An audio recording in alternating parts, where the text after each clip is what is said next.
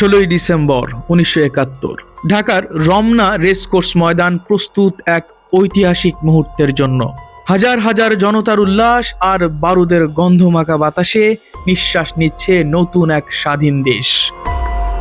কিন্তু আপনার মনে কি কখনো এই প্রশ্ন জেগেছে যে 16ই ডিসেম্বর ঢাকায় যখন 93,000 পাকিস্তানি সেনা মাথা নিচু করে আত্মসমর্পণ করছিল, ঠিক সেই মুহূর্তে শেখ মুজিবুর রহমান, রণাঙ্গনের সেনাপতি জেনারেল MAG ওসমানী কিংবা মেজর জিয়াউর রহমান আসলে কোথায় ছিলেন? পুরো বিষয়টি জানতে ভিডিওটি শেষ পর্যন্ত দেখুন।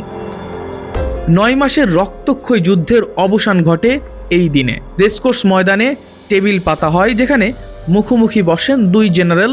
একদিকে বিজয় মিত্র বাহিনীর পক্ষে লেফটেন্যান্ট জেনারেল জগজিৎ সিং আরোরা, আর উল্টো দিকে পরাজিত পাকিস্তানি বাহিনীর ইস্টার্ন কমান্ডের প্রধান লেফটেন্যান্ট জেনারেল AK নিয়াজি। এই টেবিলে স্বাক্ষর হয় ঐতিহাসিক ইনস্ট্রুমেন্ট অফ সারেন্ডার বা আত্মসমর্পণ দলিল।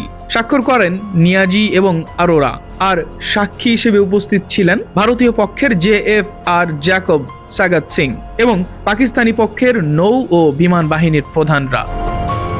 এই একটি স্বাক্ষরের মাধ্যমে শুধু যুদ্ধই থামেনি, বরং দ্বিতীয় বিশ্বযুদ্ধের পর পৃথিবীর ইতিহাসে সবচেয়ে বড় সামরিক আত্মসমর্পণের ঘটনাটি ঘটে।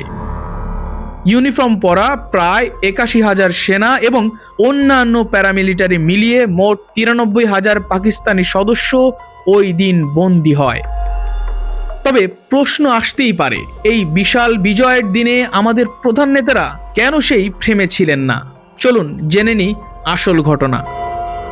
মেজর জিয়াউর রহমান, যিনি যুদ্ধের শুরুতেই 26শে মার্চ কালুরঘাট থেকে স্বাধীনতার ঘোষণা পাঠ করে প্রতিরোধ গড়ে তুলেছিলেন, তিনি 16ই ডিসেম্বর ঢাকায় উপস্থিত ছিলেন না। তিনি তখন 11 নম্বর সেক্টর কমান্ডার হিসেবে চট্টগ্রাম ও সিলেট অঞ্চলের দায়িত্ব পালন করছিলেন এবং সেখানেই অবস্থান করছিলেন। অন্যদিকে মুক্তিযুদ্ধের সর্বাধিনায়ক জেনারেল MAG ওসমানী কেন এই ঐতিহাসিক অনুষ্ঠানে নেই তা নিয়ে অনেকের মনেই প্রশ্ন থাকে। তিনি তখন সিলেট থেকে হেলিকপ্টারে করে ঢাকায় আসার চেষ্টা করেছিলেন, কিন্তু দুর্ভাগ্যবশত তার হেলিকপ্টার লক্ষ্য করে গুলি ছোড়া হলে সেটি ক্ষতিগ্রস্ত হয় এবং তাকে জরুরি অবতরণ করতে হয়। ফলে ইচ্ছা থাকা সত্ত্বেও তিনি আত্মসমর্পণ অনুষ্ঠানে যোগ দিতে ব্যর্থ হয়েছেন। শেখ মুজিবুর রহমান তখন পাকিস্তানের কারাগারে ছিলেন। 16ই ডিসেম্বর এই বিজয় 30 লক্ষ শহীদের রক্তের বিনিময়ে পাওয়া।